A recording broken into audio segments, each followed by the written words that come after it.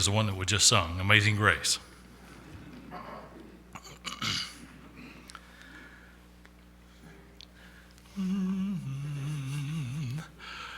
Amazing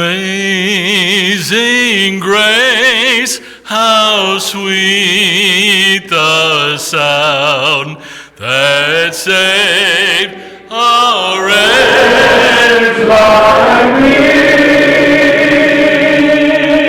I once was lost, but now I'm found. Was blind, but now I see. Was grace that taught my heart to fear, and grace my victory made. How precious is that grace appear, the hour I first believed. Through many dangers, toils, and snares, I have already gone. His grace has brought me safe thus far, and His grace will lead me home. When we've been there 10,000 years, bright shining as the sun, we know there's faith to sing God's praise, than when we first begun.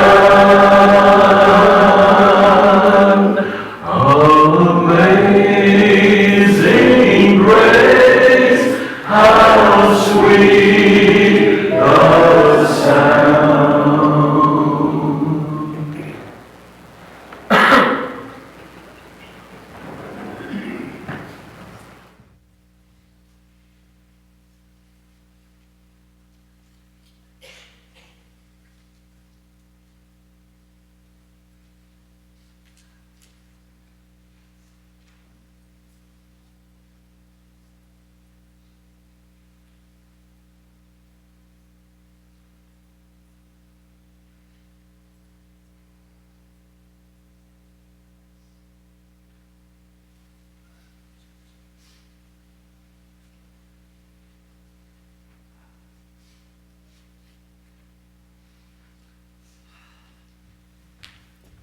Mama said I was always late. She's right again. Virginia Evelyn Egner Watson. It's a mouthful. When I got older and cocky enough, I decided to start calling her Evie Baby. A lot simpler to say. She didn't mind. It was out of love and respect. I'll tell you, I'll be straight up honest. I've been thinking, Mom's not been well for some time. I've been thinking about speaking on her behalf for a long time. And I thought, well, this is really, really going to be easy. It's just a wonderful life to celebrate. She has a wonderful life. She is an amazing person. Most of you know, and everybody's told me tonight the same, so I know you know.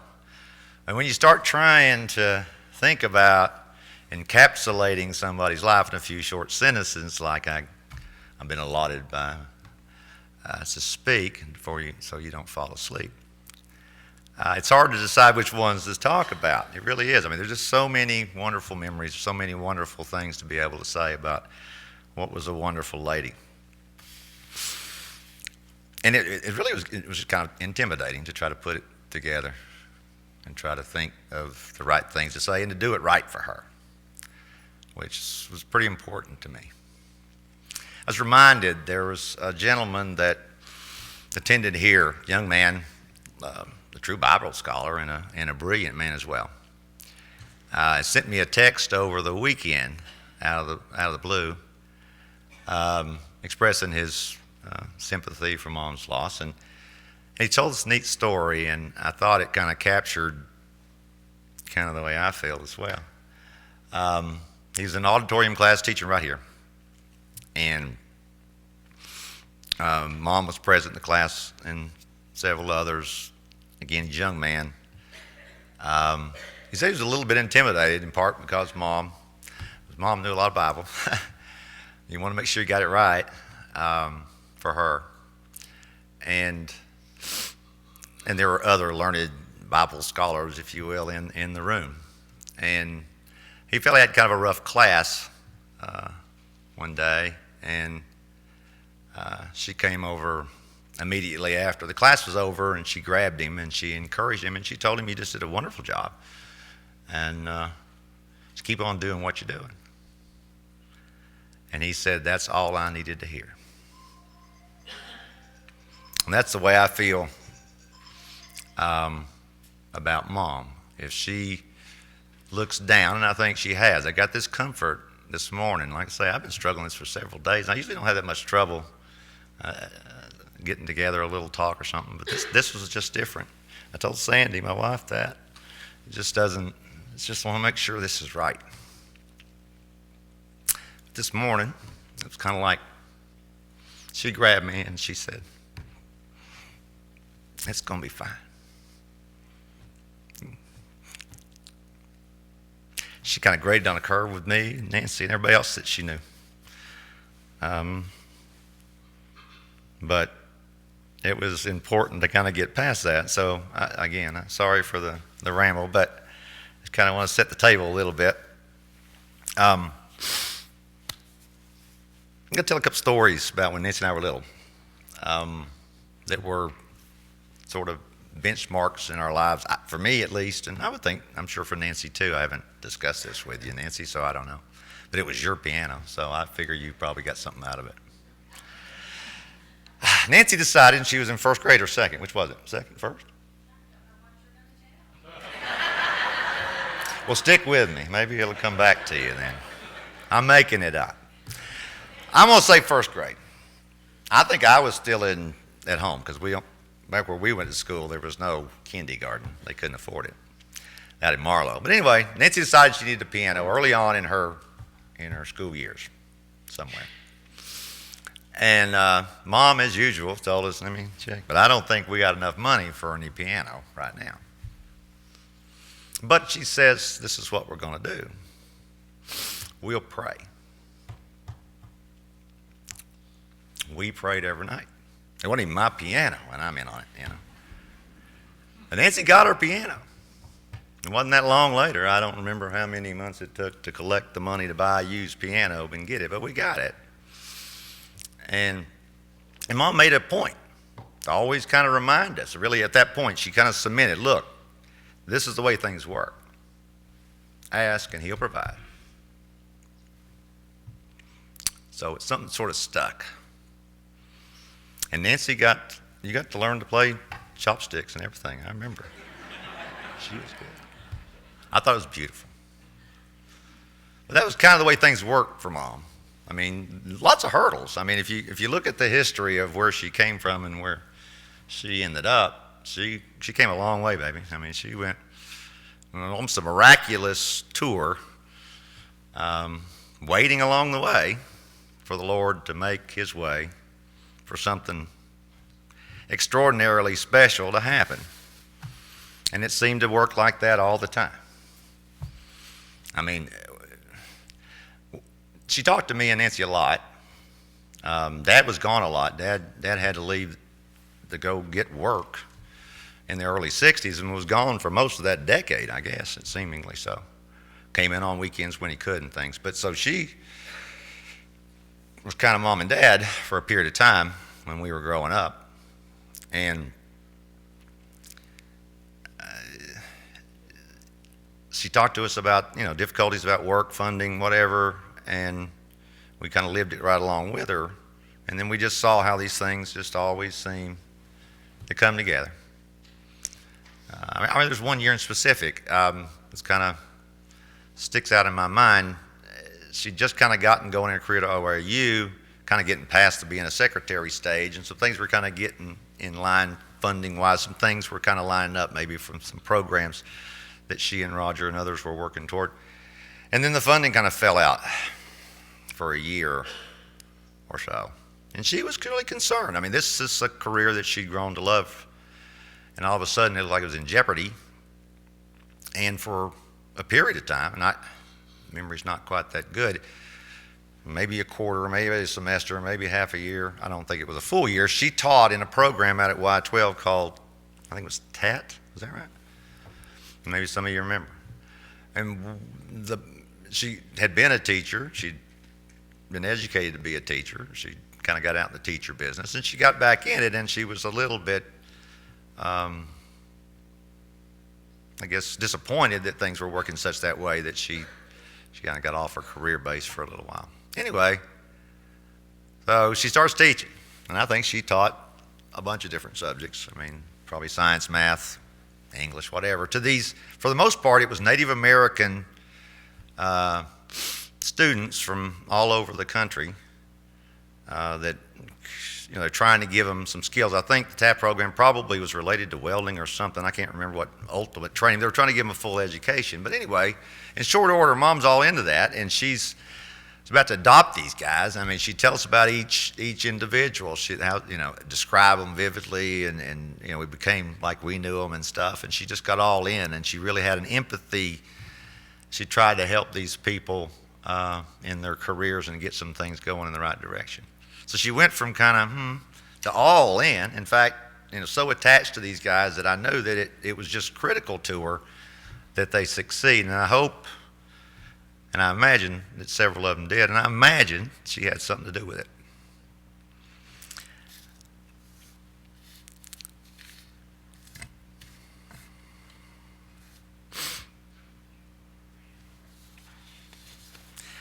I got to kind of take off another cant for a second. I spoke to virtually every one of you all, and everybody that knew her had something extremely complimentary to say about Mom. And it didn't surprise me any. I knew her pretty well. Nancy knew her pretty well. My family, Sandy and the kids knew her pretty well, and a lot of you all did. And she was pretty real. It was pretty much Mom. She was that good, it seems. But she wasn't perfect. I've got to get a couple of digs in here, Mom. I'll tell one story that kind of underlines her perfection, but still close yet. Fanny Smith was kind enough to give me several inputs about Mom's career and also personal things, because they worked together for 15 years, of course, known each other for 35 or so. Somebody that knows Mama pretty well. But anyway, not long after Fanny got her position at ORU, I think Mom may have had some to do with your hiring. I don't know, maybe not. But they came to to Jack Beck, right? Jack got picked to do a roast for these 20-year veterans at ORAU. Mom was one of them, right? Jack Beck's here, or was. Anyway, there he is. So he got to go around and get scuttlebutt from all these varied ORAU employees trying to get something to say funny and kind of dirt on Mom. How'd that work out, Jack? Nobody. Now they got one thing. One comment comes back. I don't know what y'all did at the roast. I mean, it must have been pretty basic when it came to Mom. I think she liked to color her hair with greasing formula. That was the biggie. That was the one big negative, right? So, you know, she colored her hair for a little while, and then she gave up on that. So there's one knock. There was another one. She'd get a little road rage, Nancy. Remember, we'd be going to Kentucky often, up 75. And what you get if you get up 75 is you get some hotshot Ohio drivers. Hope y'all aren't from Ohio. She didn't care. Ohio guys in Cadillacs. And it was always the same deal. You know, we'd be rolling along, they'd go passing us, and they'd cut right in front of her. I mean, nobody within a mile, you know. It's just like, okay, pass, and then here goes Mama railing, because then she had to speed up, because then she had to slow down, because as soon as they got in front of her, they slowed down. So it was back and forth, back and forth, back and forth. She didn't care for those guys. She really didn't. Michigan, too, as a matter of fact. Ohio was worse. They're on their way to Cincinnati, had something big to do, I guess. But anyway, she didn't particularly continent. One other funny thing, sort of, kind of, and it's true. I was going through Mom's stuff, I guess, the day she passed, Friday last, and we had this kind of book of, I think it was for hers and Dad's 35th anniversary. All of us had kind of written little tributes to each other, in particular, well, to them. And I'd written one, Nancy and Dad, to her. And that was kind of short and sweet. It was a really perfect dad. Dad wasn't a man of many words, but he's a great, great guy. He goes, well, I think she loves me. I'm pretty sure I love her.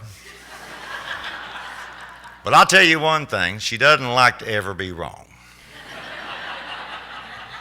True, and so true. I'm telling you, as you know, I got older and I'd get in, I'd get to be the mediator for some of these disagreements that they would have. From time to time, Dad would call me in and he'd say, son, I'm right there and I'm a Tennessean.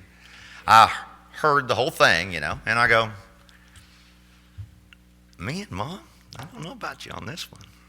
Man, she just couldn't, she just looked at me like, you're out of the wheel. It's over. It's done. Can't accept it. Sandy had the perfect thing, though, my wife, Sandy. And as soon as I described again, and we talked about that, she said, well, Evelyn didn't have much practice in being wrong. And I think she nailed it. She really didn't.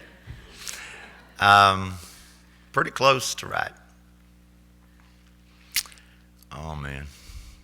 A couple things. I know I'm going to get some time. I don't want to put you all to sleep. There's just so much to say. I told you it's hard. I'm throwing stuff out, and I'm still going to go over whatever time I'm supposed to be allotted here. But a couple of quickies, something that, like I say, sort of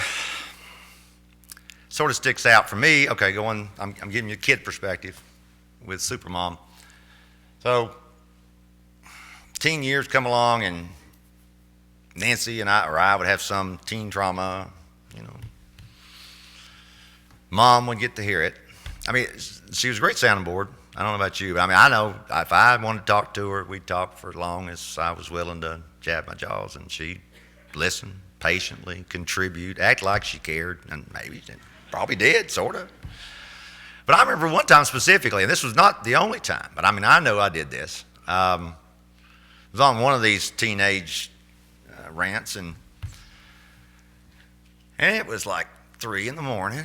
This is on a Thursday night, so she's working the next day, and she'd have to get up at like 6:30, 7 o'clock and get down to ORU. So this is getting late. It went on and on. And it was like it ended at 4:30, and through the whole thing, it was kind of like, I was apologizing, Mom. I'm sure you've had enough. And she, until I was done, she was going to hang right there.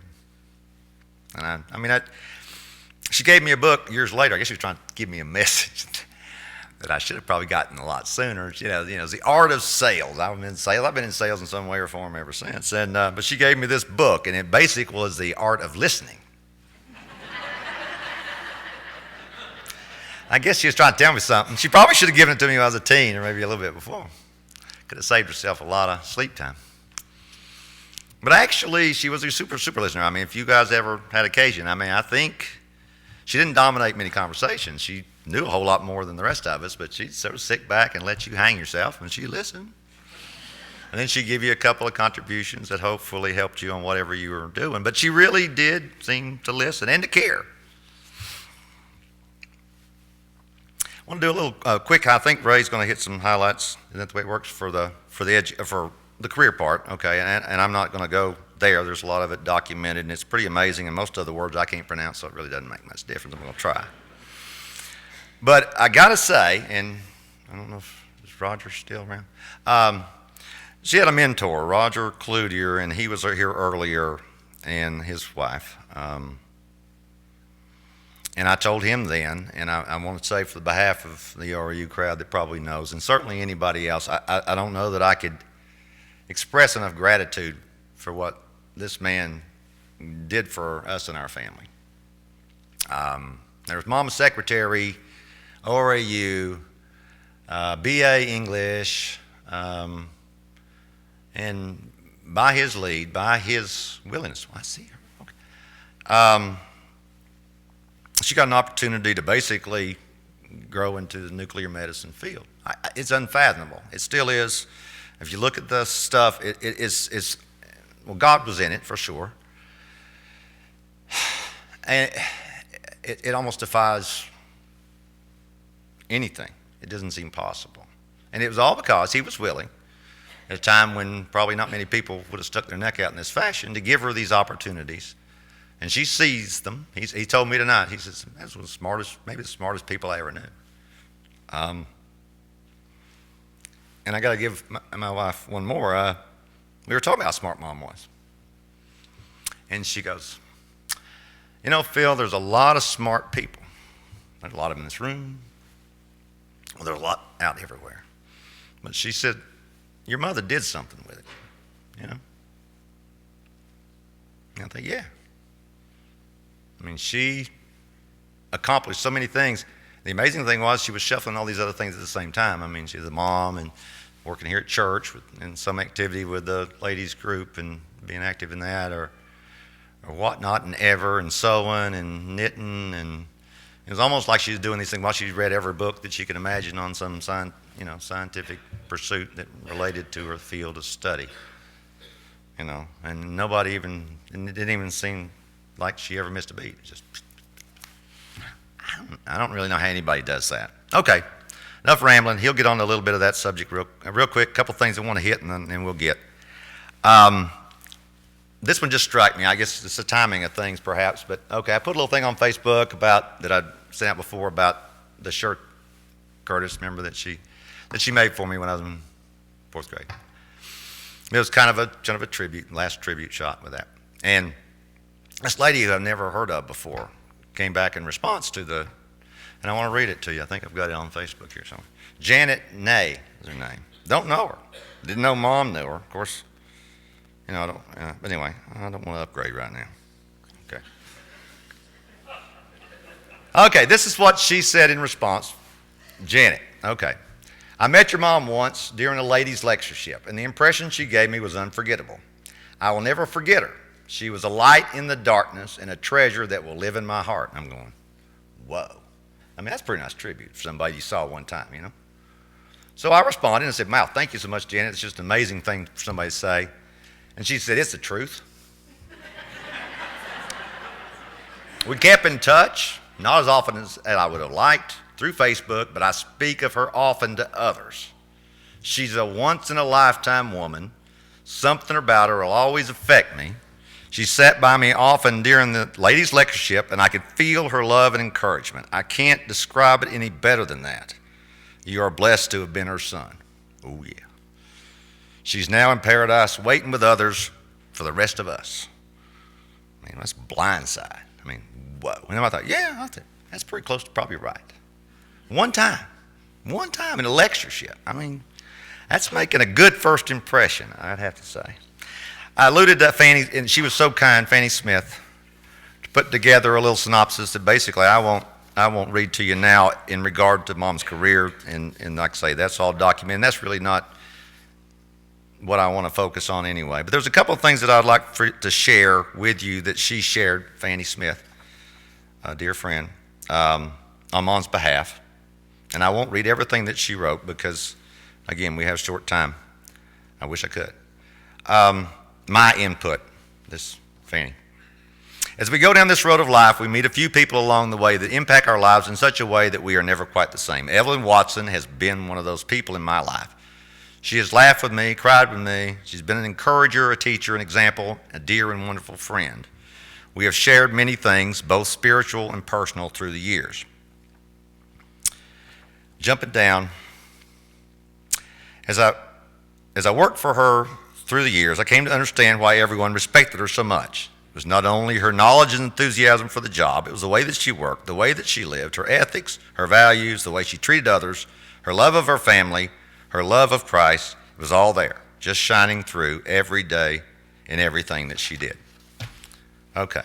There's something really cool that she shared, Vanny, that I want to read to you quickly.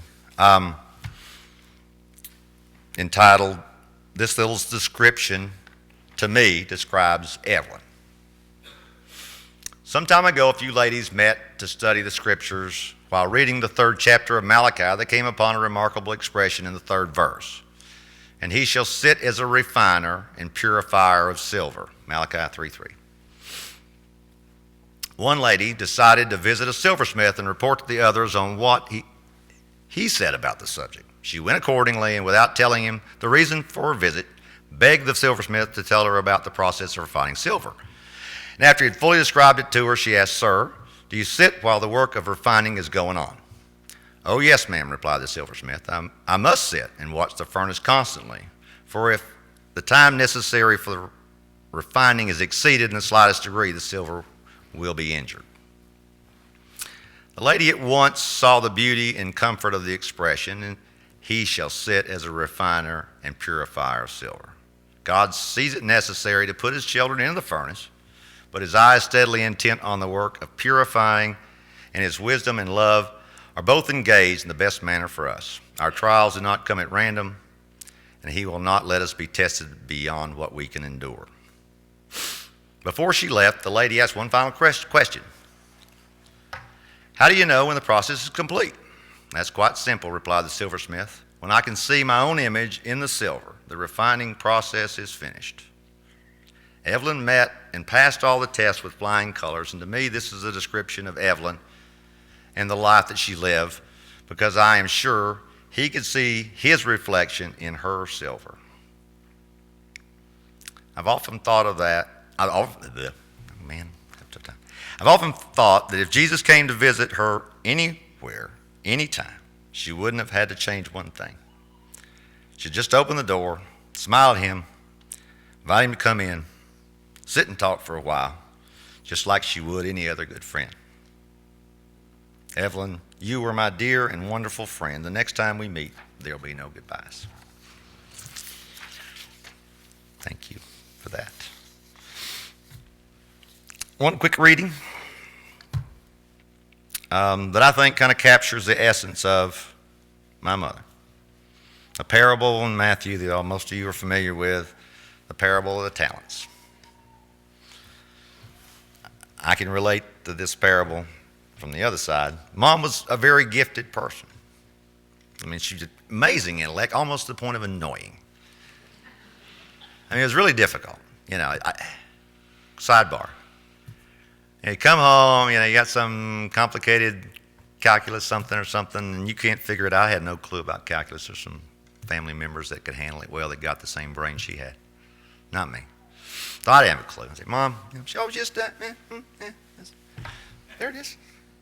Oh, great. Could you just come with me to class?" And that's when I decided to be a poli-sci major. But anyway, parable of talents. I think this part captures my mama, I think. It begins in chapter 25:14 of Matthew, right? "Again, it was like a man going on a journey who called his servants and entrusted his property to them. To one he gave 5 talents of money, to another 2 talents, and to another 1 talent, and each according to his ability. Then he went on his journey. The man who had received the 5 talents went at once and put his money to work and gained 5 more. So also the one with 2 gained 2 more. But the one that received the 1 talent went off, dug a hole in the ground, and hid his master's money. After a long time, the master of the servants returned and settled accounts with him. The man who had received the 5 talents brought the 5. 'Master,' he said, 'you entrusted me with 5 talents. See, I have gained 5 more.' His master replied, 'Well done, good and faithful servant. You have been faithful with a few things. I will put you in charge of many things. Come and share your master's happiness.'" I envision that's the way things were for Mom. I'm pretty sure.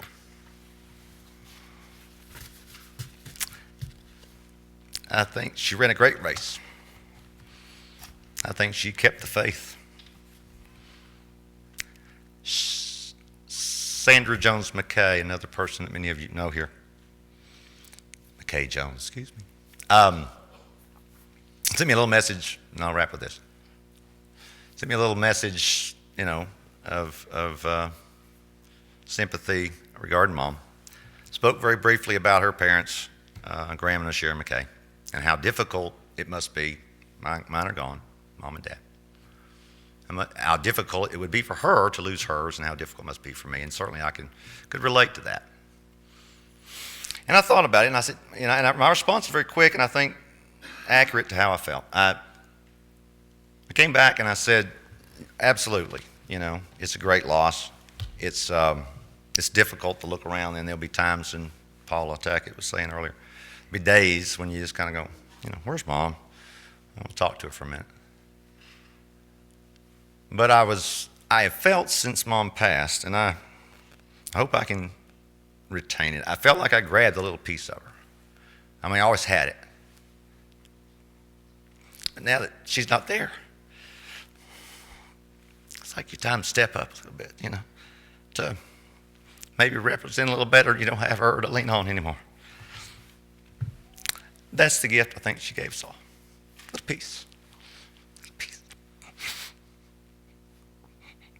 So I don't really miss her. I think she's right here, and she's probably here a little more than we gave her room to be before. So I love my mama. I know you did. I'm proud to be your son. Thanks.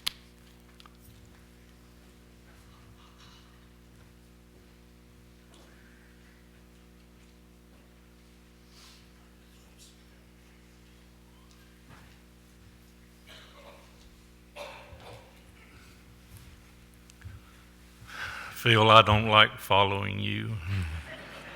You do no, you're doing really good job, and I am very pleased to have been here tonight to hear you say that. I'm also very pleased that Phil called me and asked me if I would share a few words about Evelyn, and I'm pleased to do that. Evelyn